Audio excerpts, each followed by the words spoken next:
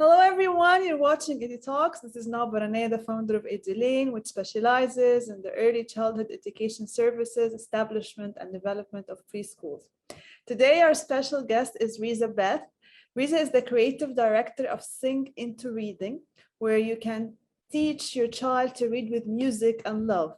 She has been teaching music and movement to children since 1994.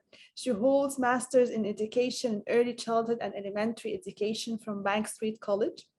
And she studied at the Reading and Writing Project at Teachers College, Columbia University, where she served on several leadership groups. She taught music and literacy in New York City public schools and served Westside Montessori in Toledo, Ohio, for 10 years as the music literacy co-curricular for 3 to 6 years old. Risa also offers training for parents and teachers and regularly speaks at conferences, schools, and libraries. She works hard to help her students develop a lifelong love of learning. Hi, Risa, and welcome to Edutalks. Hello, Noha. Thank you so much for having me. It's such a pleasure to be here. The pleasure is ours. So the stage is all yours. Oh, great. Well, thanks again for having me. I'm so excited to share this with you. Today, I'm going to be presenting a talk on recognizing our children as readers. So I'm going to get right into it and share my screen. Let me present so that you can take the full screen, make it big.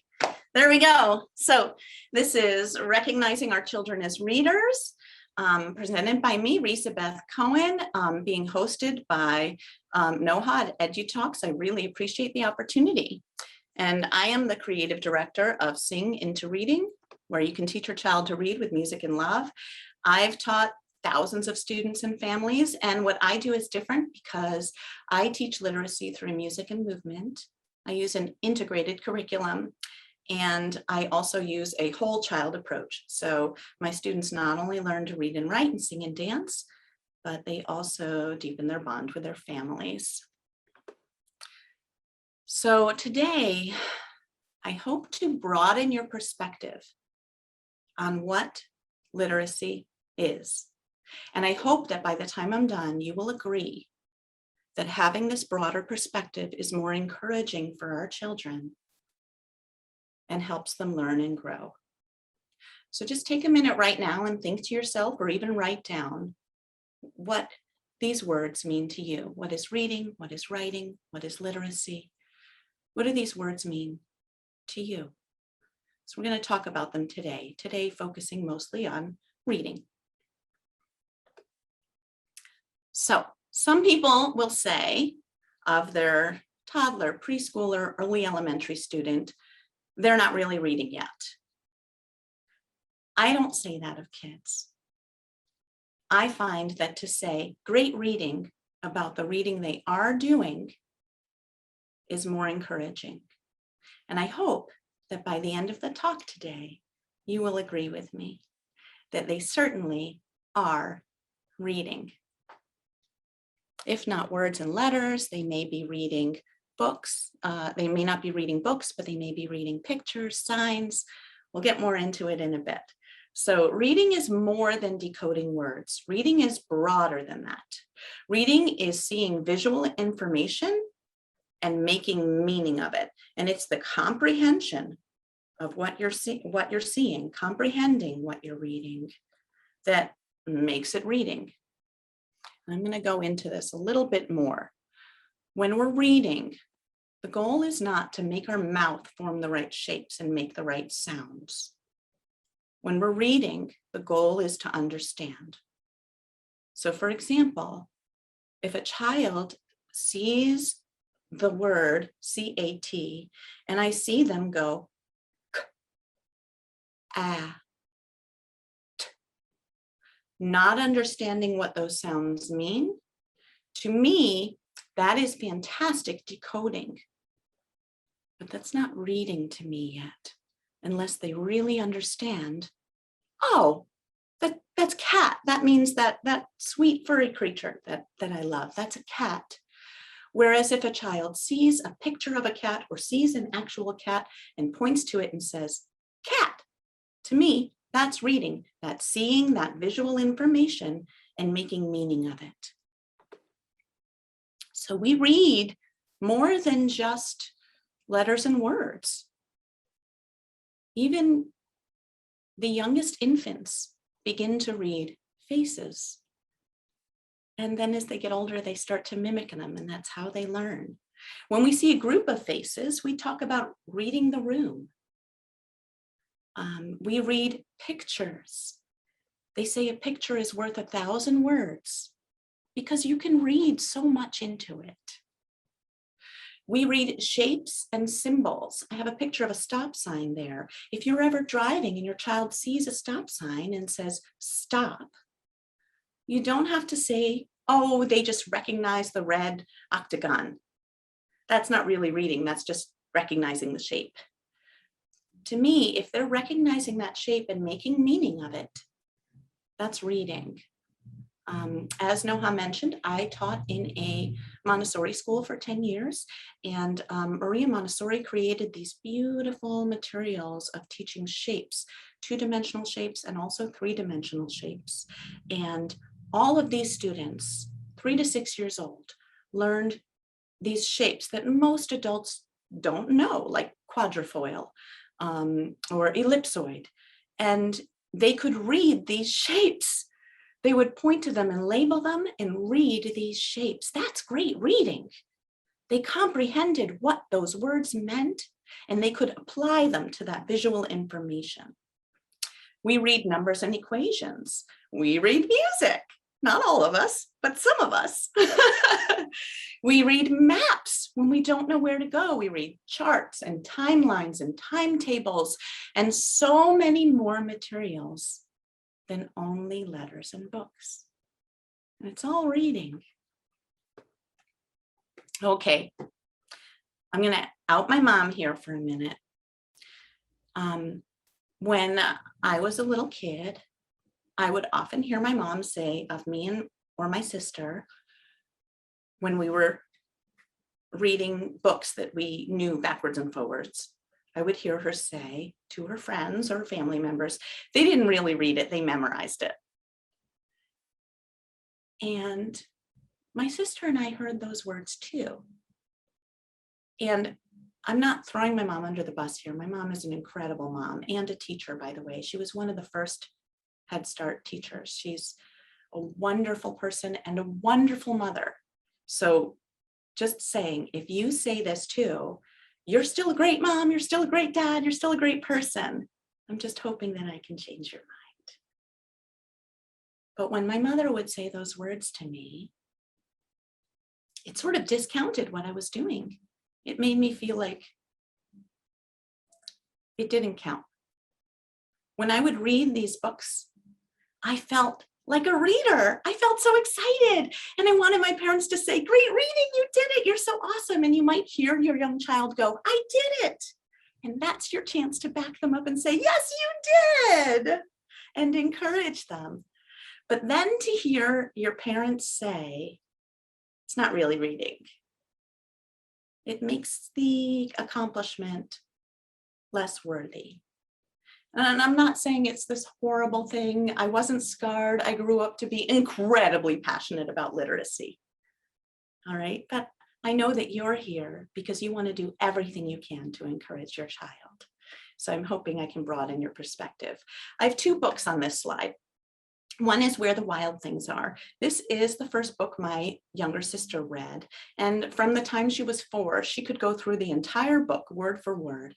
The night Max wore his wolf suit and made mischief of one kind or another. His mother called him Wild Thing, and Max said, I'll eat you up. And he was sent to bed without any supper. And it goes on. I know the whole book because my sister read it many times a day.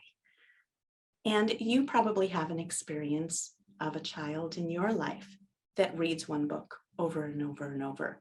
For my older son, it was Don't Let the Pigeon Drive the Bus by Mo Willems. By the way, these are 2 books I highly recommend. And he knew the entire book, word for word. And he would read it up to 10 times a day. And every time my husband and I would say to him, "Great reading, you did it." For me, when I was 3, I started reading this book, Old Hat, New Hat. This book is wonderful for early readers because it has only a couple of words on each page, and the pictures match the words. So if you're able to read the pictures, then you're able to read the words. So for example, I put 4 pages up. This says, too fancy, too frilly, too shiny, too silly. Well, this was a great book for me when I was 3, and I loved reading it until I heard my mother say, "That's not really reading, that's just recognition and recitation." Guess what? If you're recognizing visual information and you're reciting what you're seeing and comprehending it, that's what reading is. I'm not saying you need to comprehend every single word that you read. Okay, I still don't. I read every day, and almost every day I'll find a word in an article or a book that I don't understand. That helps us build our comprehension. That helps us build our vocabulary. I remember at 3, this book is where I learned the word frilly. I didn't know that word until this book. So I was building vocabulary. It's okay to not know everything. None of us knows everything. So I want to urge you to encourage reading and set your children up for success with repetition. If your child wants to read the same book 10 times a day, then that means you get the chance to congratulate them and feel great and cherish a bond together and build them up 10 times a day. So don't miss any of those opportunities, because those are rosy moments. We have to cherish the rosy moments. One of the things I do in my program at Sing Into Reading is I will often, in addition to books, use songs as our text that we read. Songs are great because they're musical, which taps right into memory, right into the amygdala, the center of the brain. And it's easier for children to memorize songs than books. When I lived in New York City, I used to work with a group of people who had Alzheimer's disease, and some of them couldn't remember the names of their own children. But when I played Let Me Call You Sweetheart, they knew every single word of the song and would sing along, because music taps into memory in a really magical way. So I take advantage of that magic, and I use music in my reading program. And I encourage students not only to read books, but also songs. So I'll offer song sheets like this one. Some of them are illustrated, some of them are not. And I'll encourage parents to read these song sheets with their children. And eventually the children will start reading them to the parents. Now, when I do illustrate a song sheet, I don't have an illustrated one here on the slide, but I'll always make sure that the illustration matches the words. And I make sure the picture matches the words so that the students can read the pictures. If they're not reading the words, they can read the pictures. And I'll say that to my students. If you're not reading the words yet, read the pictures. Can you read me this song? And they usually can. On the song sheets that are not illustrated, like this one, that offers an opportunity for a reading comprehension exercise. And depending on the age, the student might do independent writing and draw the illustration themselves. The parent might offer modeled writing and draw the illustration for them. Or maybe they'll do it together in some way, and it can offer an interactive writing exercise. For example, here's the comprehension exercise that I might suggest.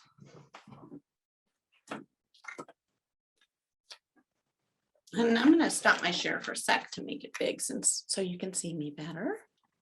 And we'll go back in a little. So in your songbook, I might say, turn to the Twinkle Twinkle page and ask your child what do you think this song is about? So sing the song, read the song, and then ask your child, what do you think this song is about? And they might say star, they might say something else. If they say something else, you'll draw that. And if they say star, then depending on your child's age, they might draw it or you might draw it. Just draw this star. And then say, oh, there's the star. This star song, this is Twinkle, Twinkle, Little Star. So when you see this picture of the star, you know this is the song Twinkle, Twinkle, Little Star. And keep reading to them daily. And I promise at some point, probably sooner, not later, they will turn to this page and read the song.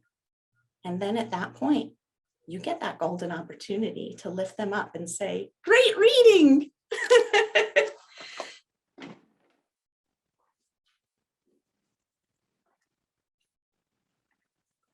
All right, let me get back to my presentation. All right, so I hope you understand and agree with me that it is really important to encourage our children. Okay, encouragement helps us feel open and willing to change, grow, and learn. Criticism makes us feel defensive. Okay, when people criticize us, even when we criticize ourselves, when we hear critical thoughts, when we meet with a fault-finding person, when we're faced with criticism, we tend to react in one of two ways, either with pride and anger or with guilt and shame. Those are both states of dysregulation. And it is very hard to learn from that state. It is better to feel good about what you're doing well already and then do more.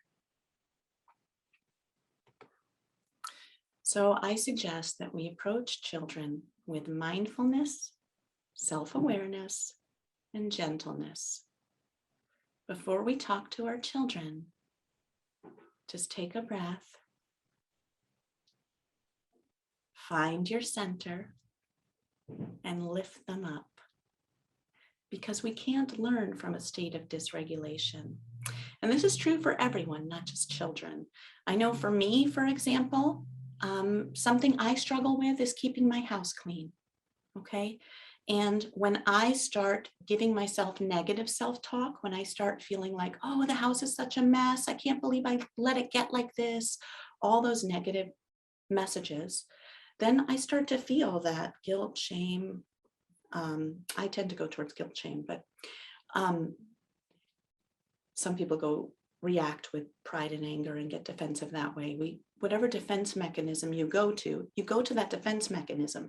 That's a state of dysregulation. When I feel like that, look at my body. I feel closed up and I'm not ready to do anything to help myself.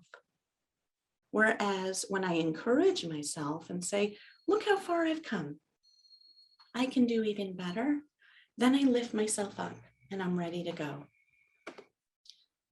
Because we are all readers. Reading is not a milestone that is like a flip the switch milestone, okay? Like rolling over. You know, young babies, they can't roll over. And at some stage between 4 and 6 months, they learn to roll over. And then they know how. And do we get better at it? Yeah, but honestly, I haven't gotten any better at rolling over in the past 20 years. I roll over, I know how. It's something I know how to do. Reading is not like that. Reading is not you're a reader or you're not a reader. Reading is not a switch. Reading is a spectrum. It's a continuum. And we all fall somewhere along it. And no matter where we are, we're all trying to get better. So your child might be here, you might be here, and you might be a better reader than your child. You are. But that doesn't mean your child's not reading.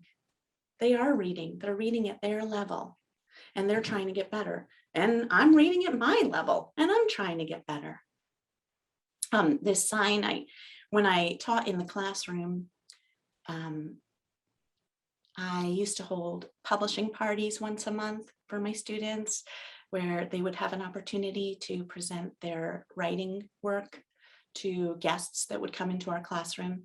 And at our publishing parties, at our first one, the students would draw a big banner and fill in bubble letters that said, "We are all writers."